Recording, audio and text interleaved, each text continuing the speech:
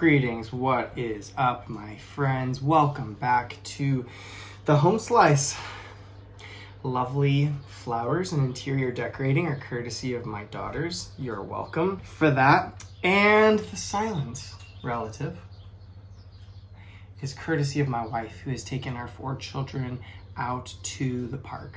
How fun is that? What a legend.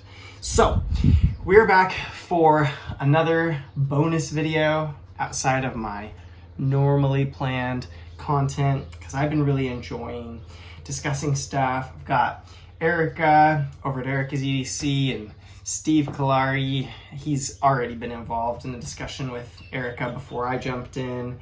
And I want to loop somebody new in today because I was watching a video by Michael over at Doggone John. And if you've not checked out Doggone John, write it on the screen. You should check him out. I've been really enjoying his down-to-earth perspectives, and he's, I think, a bit of a newer guy in the knife community, but sometimes that's like really refreshing. He's like learning the stuff and simplifying, and it's just a really great perspective. So Michael, thanks for your videos. This one goes out to you because I was watching one of your videos on knife grinds, and you're talking about how grinds affect cutting performance and thickness, and you pulled out a pair of 3 in Maximate and a few other knives and talked about the different uses of different knives. And it just sparked a whole bunch of thoughts in my mind because the thoughts you're presenting were well presented. I wanted to start a discussion, and this one goes out to you and Erica, all right? You guys, give me your thoughts.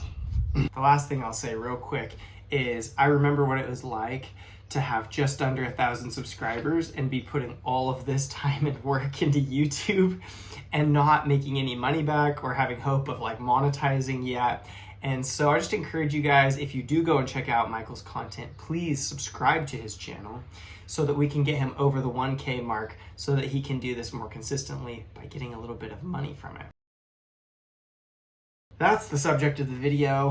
What's the point of toughness? What's the point of grind? What's the point of the edge retention of a given steel in knife design? I don't mean that there is no point. I'm not using that rhetorically. I just have some observations about things we do, knife design, that do and don't make sense. Some of them are based on actual function and observation. Some of them are based more on fear of warranty claim. It's a mixed bag, okay? So what do I mean? Well, note right now that a lot of this is, and has been for a long time, better in custom knives. In custom knives, guys take the time often in their design work and their steel selection to sort of hone in a knife for a particular use, and they bring the grind, the shape, the thickness, the toughness, the blade, the edge retention together in a way that really makes sense for the use. I pose a question to you and to myself because sometimes it's helpful to think about ideals, okay? I know we may never get there, but sometimes it's helpful to try to get closer. And my question is, if we could get people who use knives and EDC gear not to do unreasonable things with their knives and break them, and then blame the company and claim warranty.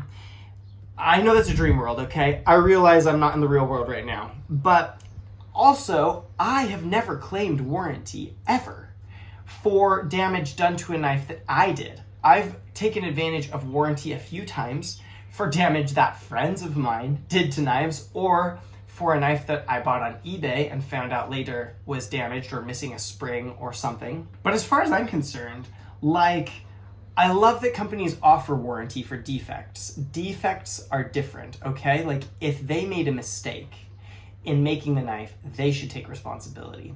But for my frame of reference, and this is a personal conviction of mine, if I spend a bunch of money on a knife or a product and I spend it to get something excellent, for me, it's like maybe I'll sell that, but largely it's a sunk cost in terms of I paid it and now I'm taking responsibility. So if I break it, then I broke it.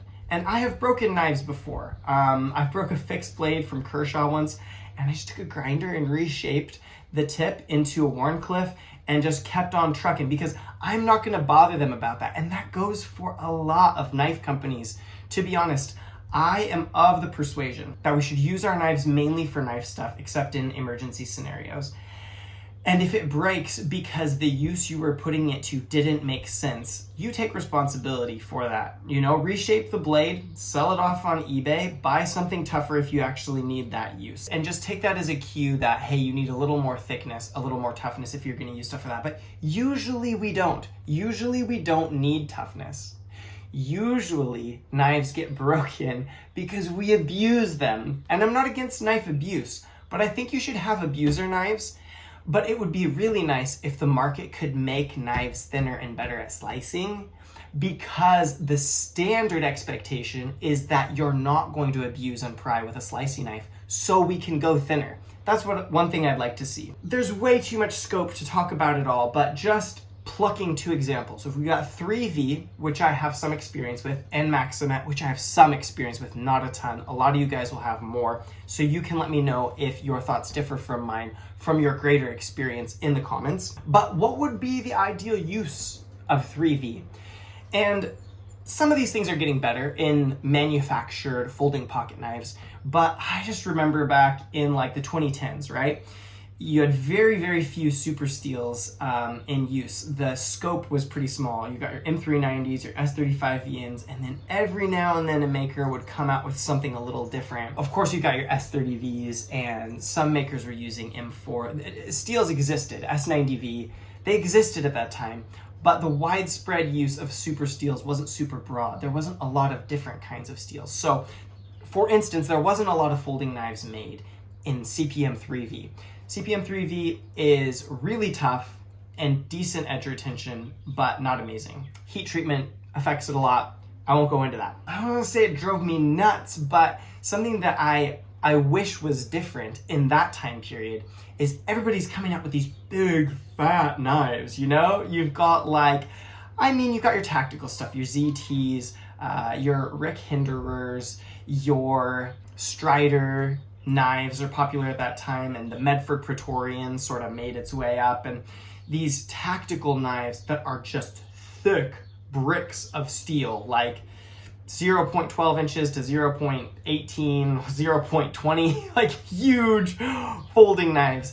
And you got to understand with this, okay? If you look at like Laren Thomas's or anybody's like CATRA testing on steel toughness, that thickness has a much, much, much greater effect than the actual toughness of the steel.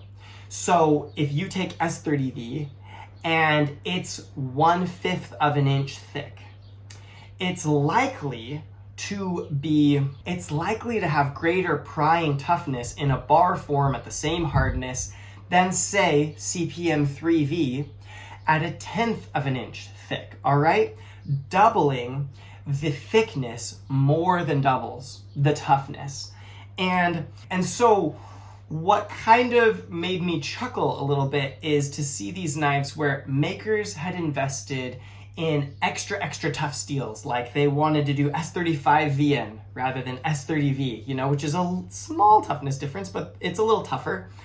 Or they wanted to use 3V to go for ultimate toughness, you know? And then they would make it like 1/4 of an inch thick. And I'm like, okay, if you're gonna make it 1/4 of an inch thick, I mean, Rex 121 would be tough at that thickness, right? Cast iron would be tough at that thickness, right? ZDP 189 would be tough at that thickness. Do you hear what I'm saying? The purpose of increasing toughness in the steel, in my mind, is so that you can go thinner and use the knife for normal knife stuff, and it just performs better. And so in my mind, like the ideal use of CPM3V would be to make something that's like less than 0.09 inches, less than 90 thousandths of an inch thick at the spine. So you can get better slicing performance and still have a normal toughness level because of the extra toughness. Are you following me? Swinging over to Maximet. And this is what inspired me, because I was listening to Michael's video on Maximet, and I was like, oh, I really enjoyed carrying this Spyderco Maximet mule, and I'd like to get some more Maximet, but it's not very tough. And then I was like, well, what knives can I get? And I'm looking around, and they make a pair of 3 and they make a pair of 2, and those are great knives, you know? Like, I love the pair of 3 and pair of 2. But they are a little bit thicker and on the more tactical side of things. And I'm like, man, I wish that people just wouldn't abuse knives so we could make thin Maximet knives. Why do I say that? Well, because every time you take like a para 2 that's 0.14 inches or 140 thousandths blade stock thickness, every time you sharpen that sharpening line is moving up toward the spine of the blade and the edge is getting thicker by a greater degree than if it was like 0.1 inches thick, or 100 thousandths, that is for reference, or 2.5 millimeters, pick your metric there. So I'm thinking about like, I'd really like to get another Maximet knife, but some of them are a little bit thicker than what I'd like to see, and I wish that we could have sort of like an understanding amongst the community that we don't abuse Rex 121 and we don't abuse Maximet, and if we do, we don't claim warranty, so that all of us could enjoy like Maximet that's like 100 thousandths thick. So I don't know, I guess to recap, I'll do a little bit more explaining later, but I wish everything generally was thinner except for dedicated work knives, that we had dedicated work knives. And those are thick. And you can use almost whatever steel you want because they're thick. And thickness matters more than toughness in many, many, many ways. And then I wish that 75% of knives, manufactured, custom, whatever, we just thinned them out and used grinds that made sense to create thinness and sliciness. And then we just knew like, hey, we're not gonna abuse this. Or if we do and we break it, we are not going to claim warranty, because we want a culture where makers, including big manufacturers, are able to make thinner knives that we all enjoy. So I can carry Maximet and get the insane edge retention of that and sharpen it over and over and over again without it thickening up, because it was never going to be tough, right? Okay, so it wouldn't make that much sense to make a tactical or really tactical knife out of Maximet. It'd be easy to break the tip off comparatively. The benefit of it is that it keeps slicing, but it doesn't keep slicing that well at a big edge thickness and a big spine thickness. And those are two things you have to leave in Maximet if people are going to abuse it and break it. You have to leave it thicker, which makes this incredible edge retaining steel not that slicey. So this is my question for you, Erica, for you, knife community, for you, Michael, at Doggone John. Where do you wish that the community would go in terms of blade thickness, steel uses, and grinds? And I'll give you a readout of mine to clarify what I'm talking about and to give you food for thought so that you can agree or disagree with me at will. Okay, so for me, if we're talking like folding knives or fixed blade knives, something that I wish was the case just for my own personal use and enjoyment is I wish we would take the really tough steels. And I'm talking like, if you look at Laren's steel ratings, anything from 10 down to like 7, from like L6, 15 and 20, I don't remember what the highest one is, maybe Pro Cut, all the way down through like 1V, 3V, probably down to like Magna Cut, crew wear area, Take that chunk of steels and that we would make real slicing knives. And I'm talking like 0.06 to 0.07 inches at the spine. What is that? 2.5 to 2 3/4 millimeters thick blades. Nobody goes that thin because they're scared of it breaking and people claiming warranty on them. But I'm like, what is the point of toughness if you can't go thinner? If we're not going, pushing the limits of thinness, then like, why do we even have that toughness? And tough steels like that, as Eric has pointed out, tend to glass out pretty fast. Like the edge loses its bite a little bit quicker. But that's not that big of a deal if you've got a thin edge, an acute edge angle, and super thin blade stock thickness. The other thing, and this was inspired by Michael's video, is he was talking about the benefits of hollow grind. I was like, I so agree. And I wish, my gosh, if there's a maker that's listening right now, let's bring back the full hollow grind. It's like so sad to me that I carry around this this week I'm carrying a Chris Reeve Sebenza, and there's nothing really wrong with it. But I'm looking at the blade stock thickness and the hollow grind, and I'm like, this is good. But the knives my grandpa carried were better at slicing because they were full hollow ground and thin stock. Please, let's bring back the full hollow grind all the way up to the top. Come on, guys. Like, wouldn't that be awesome?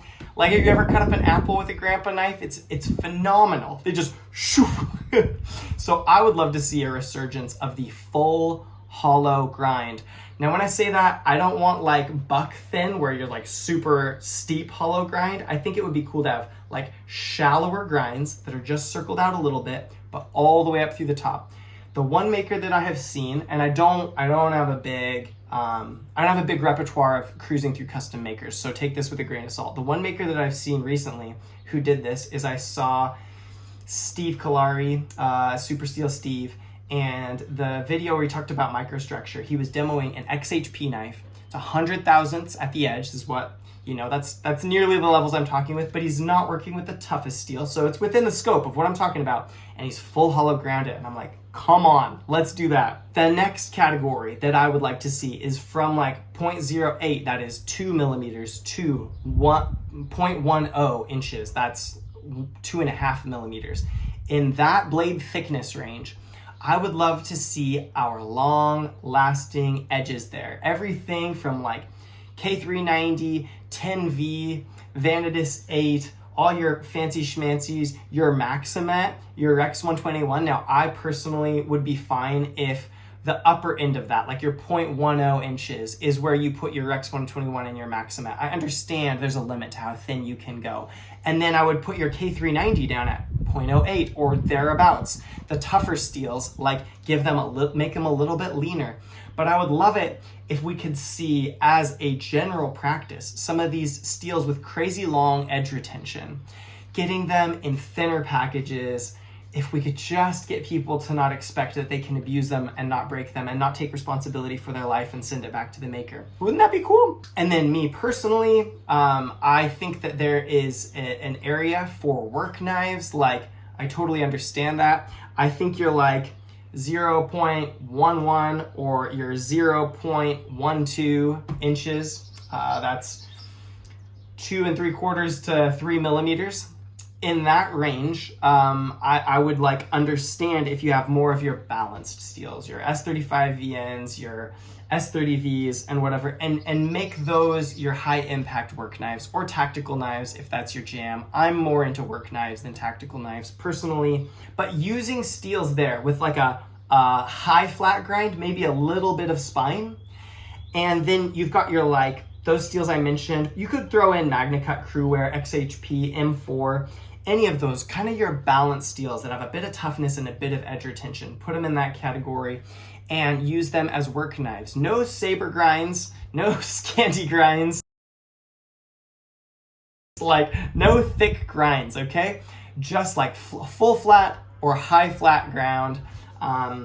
Knives with balanced steel, those would be adequate for me. That would be adequate thicknesses for the work that I do, where I'm not gonna do dumb things. I'm gonna pry with my multi-tool pliers or my multi-tool pry bar. I'm not gonna pry with the tip of my knife, generally speaking.